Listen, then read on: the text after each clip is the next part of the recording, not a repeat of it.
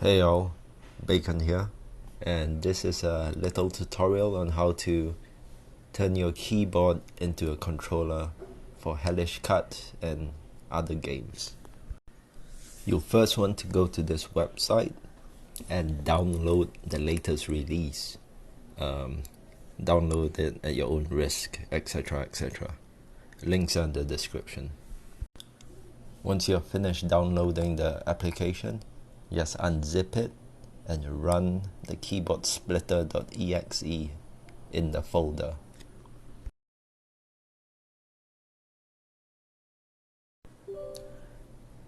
You will be prompted to install drivers if you do not have them already. Just go ahead and select yes. Once that is done, you should restart your computer. Okay, so now that my computer has restarted, I'm going to set my keys up. For this example, I'm going to use Player 1's default keyboard controls as an overlay for the virtual gamepad.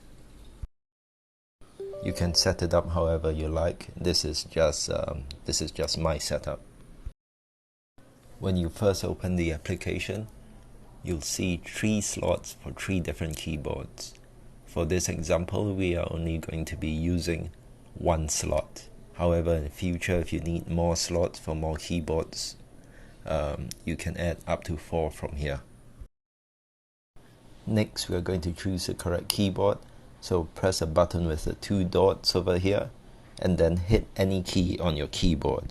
This should help you select the correct keyboard. At the same time, I'm going to choose my mouse and select none. I do not want my mouse to be part of my gamepad configuration. Okay, let's create a preset for Hellish Quart. I'm going to enter a name over here, and this will create a new blank preset for me. Now I'm ready to start filling up my keys. I'm using a real controller as reference, so I'm just going to match the buttons of the virtual gamepad with that of the default Player 1 controls.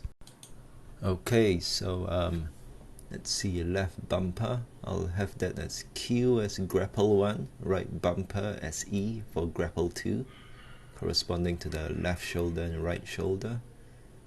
And let's see, button A, let's match it with, okay, button A, let's match it to G.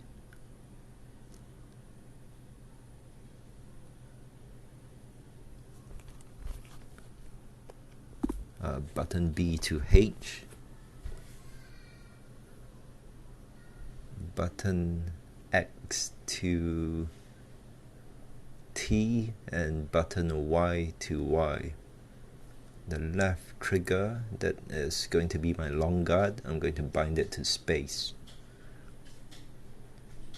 And yep, space. And my right trigger, it's going to be push. I'm going to bind it to F on the keyboard. Alright, and then my direction key, WASD. And after this, I think I'm done. I'm ready to play once I've saved it. Funny enough, I cannot actually find the save preset button, but when you close the program, it will prompt you to save, so that's fine. Okay, so we are ready to start the splitter. I have block keyboards enabled because I do not want the keyboards interfering with Player 1 controls since the key bindings are the same. I'll show you what happens later if you do not have block keyboards on. It's going to be really weird. Alright, things are working well so far. It's working like a controller. Let's just have a feel of it. Okay, yep, so it's looking at the keys over here, it's showing controller keys. If it were keyboard, it would just show colors. Alright, yeah, it seems to be okay. I think this guy is going to... Yasek is going to embarrass me, I think. Come on. Okay.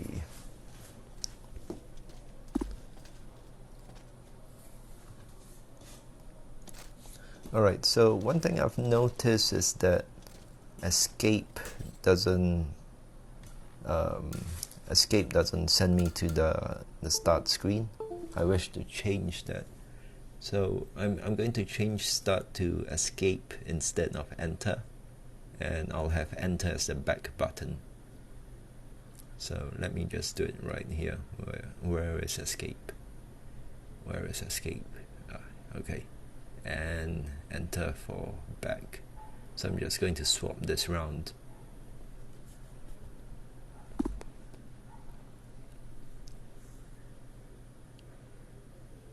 Okay, next we're going to play with the keyboard on the right side as a controller.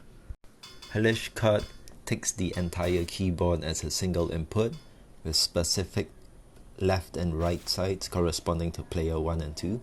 So if you wish to play on the right with player 1 keys, it would be impossible. This splitter allows me to overcome that problem and do just that. Okay, it's working. I'm using player 1 keys on my keyboard on the right hand side. This would normally be impossible.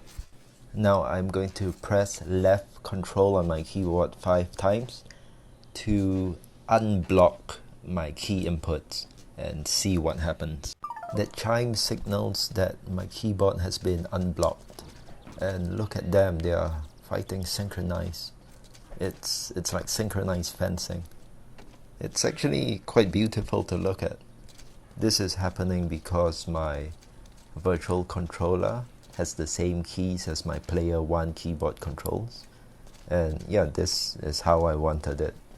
So if I do not unblock my keyboard, the game is going to behave like this. I am going to be able to control player 1 at the same time as player 2.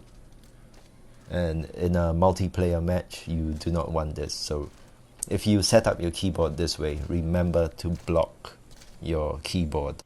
Okay, so I hit left control 5 times again, and that toggles the block unblock state.